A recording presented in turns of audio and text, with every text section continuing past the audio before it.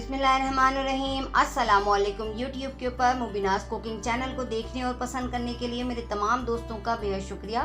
जैसे कि आप सब जानते हैं कि बकरीद बहुत ही करीब है, तो इसमें बहुत अच्छी अच्छी गोश्त की डिशेस बनाई जाती है। तो आज मैं आपके लिए बीफ ग्रिल की रेसिपी लेकर आई हूँ। चलिए इसके इंग्रेडिएंट नोट कर लेते हैं। 1 किलो मैंने बीफ की बोटी ले ली है, 1 पाव दही, 3 टेबल स्पून लहसुन अदरक का पेस्ट, 1 कप दही, 1 टेबल स्पून लाल मिर्चें, 1 टेबल स्पून नमक।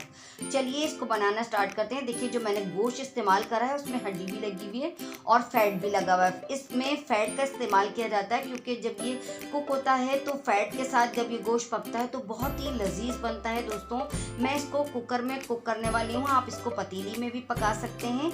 मैं इसके अंदर लाल मिर्चों का powder 1 table spoon, 1 table spoon नमक और लहसुन अदरक का पेस्ट 3 टेबल स्पून और दही। मैं इसको दही के पानी में कुक करने वाली हूँ। इसमें कोई पानी ऐड नहीं होगा और कोई तेल इस्तेमाल नहीं किया जाता। बस इसके अंदर तमाम मसाला डाल के और बहुत ही कम इंग्रेडिएंट से ये बन के तैयार होता है। मैं 15 मिनट लिड लगा के कवर करूँगी। देखिए मैंने इसको मीडियम फ्लेम पे पकाया। मैंने इसको चेक किया तो गोश्त की बूटियाँ गल गई थी। मैंने इसको विदाउट ऑयल और विदाउट पानी के पकाया है। गोश्त के अपने पानी में और दही के पानी में कुक होता है।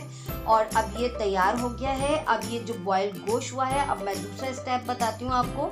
मैंने एक कढ़ाई ले ली, उसके अंदर मैंने 1 कप के करीब ऑयल शामिल करा। जब ऑयल गर्म हो जाए तो जो गोश्त मैंने बॉईल करके रखा है उसको हम फ्राई कर लेते हैं। ये स्टेप किया जाता है ग्रिल के अंदर, तो ये बहुत ही लाजवाब डिश बनती है।